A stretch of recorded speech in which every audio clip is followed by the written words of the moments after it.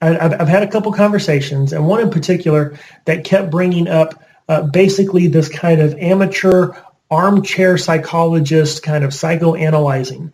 And specifically, one of the times it got addressed to me is he said, Mark, could it be that the reason you're pushing back so hard against this is because you are so invested in this being true? And he mentioned a few things that, I might consider a loss if Christianity were not true, one of which being, I draw a paycheck from a church. So it's kind of this kind of analyzing that, could it be that the reason you're clinging to this and arguing so hard is because, and then they give some kind of amateur psychologist reason. What would you have to say about that? The first thing that I would say is we can assume, let's just take this for a second. Let's just assume that our beliefs aren't based on the evidence. They're based on this because we just sort of are, that's what we want to believe. We have a sense of belonging to a community. It's because we were indoctrinated to believe it or some other emotional reason. God can actually use those. Suppose that Christianity is true. Suppose that God created the world. Why couldn't he use those reasons to help us believe in God and Christianity? Even if we assume that this is the case, nothing really follows from that. God can use those to reliably produce belief in God in Christians. And so the second thing that I would say is something that the atheist, I think he was a journalist, Christopher Hitchens, said that what can be asserted without evidence can be dismissed without evidence. And so when someone says something like this and tries to point at your psychological desires or psychological reasons, emotional reasons for believing whatever you believe, if they're just asserting it without any evidence, according to Christopher Hitchens, this atheist, you can dismiss it without evidence.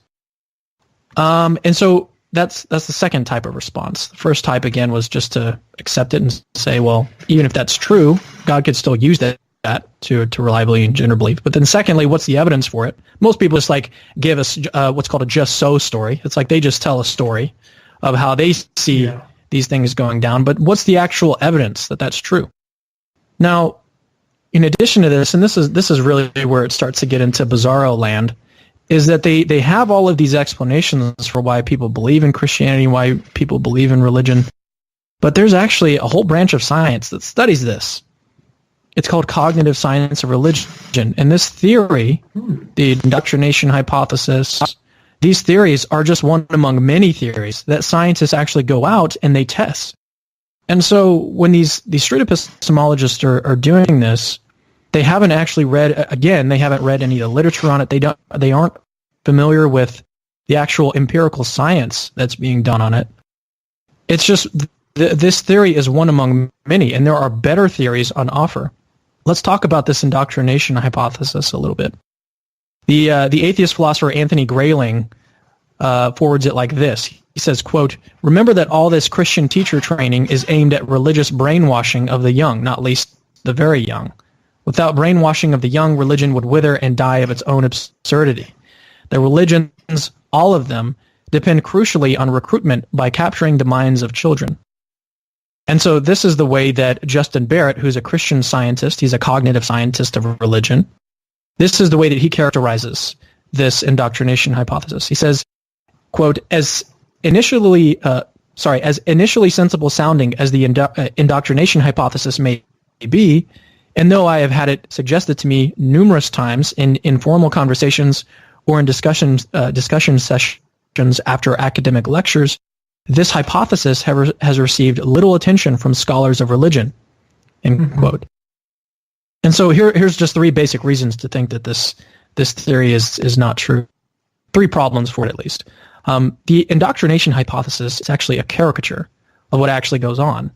Most people don't threaten their children or bully them into belief. Rather, belief in God is just sort of modeled in the home. That's just what people do. They pray to God, they go to church, and they just basically generally go about acting as if the existence of God is just completely natural. That's what normally goes down. Right. And I know that for me, we weren't bullied into believing in God. We weren't forced or threatened into it. So this indoctrination hypothesis is more or less just a caricature. That's the first problem with it. Number two, indoctrination doesn't always work, and it can even backfire.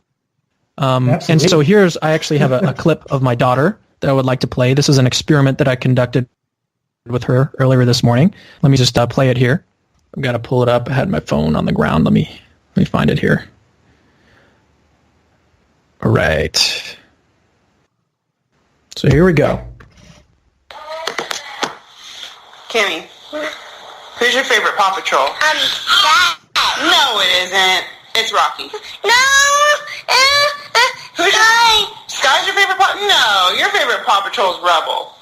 No, Sky. You want a Pop Pop? Sky's my favorite pop. Sky's your favorite Pop? No, it's Rocky. No. Do you want a Pop Pop? Who's your favorite Paw Patrol? Sky. Cammy, what's your favorite color? Pink. No, it's blue.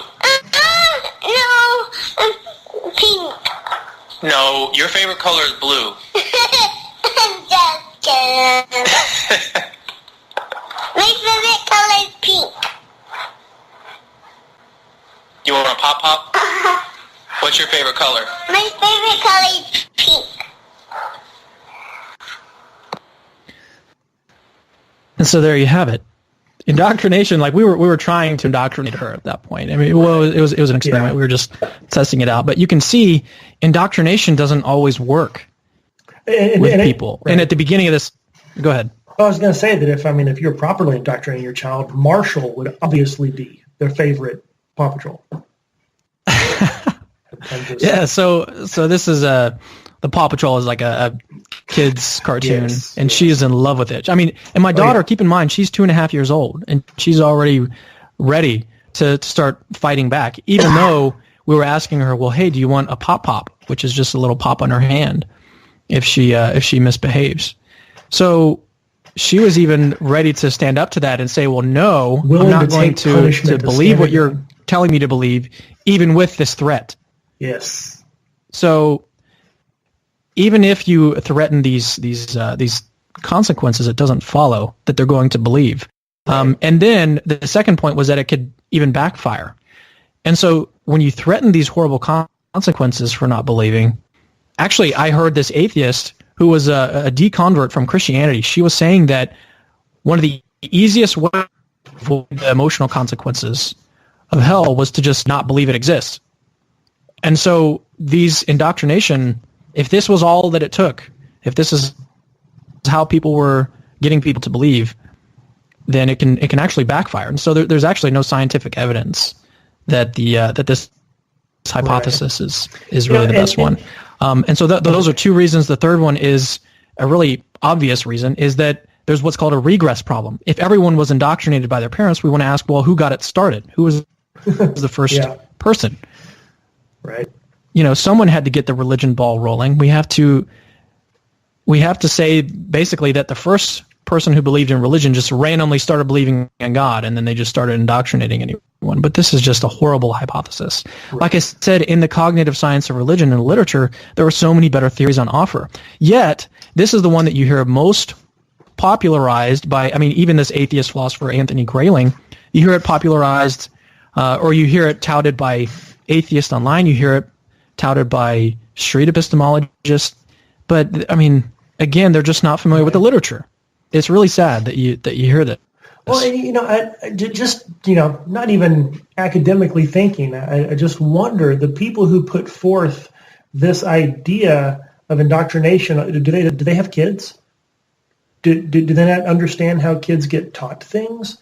And I've had people tell me, there's some popular atheists out there who are pushing that religious upbringing be considered child abuse. That for children to tell, or for parents to tell their children, there is a God and you must believe this, is abusive. And I've talked to people who say, well, we're just raising our kids to kind of believe whatever they want. We're not trying to tell them what to believe. And I'm thinking, okay, if I actually believe, wholehearted, sold out, this is the reality of life. My job as a parent is to prepare my child to face the world as it exists. And if I fully believe there's a God to whom we're accountable and all that, I would actually be negligent as a parent to not teach my child that. I would actually be abdicating my role of a parent to not teach my child about God and the religion that I believe is truth. Yeah, safe to say I agree. I don't think that there's any good reason not to teach your children these things that you are personally convinced of. I think that's, again, it's a little silly.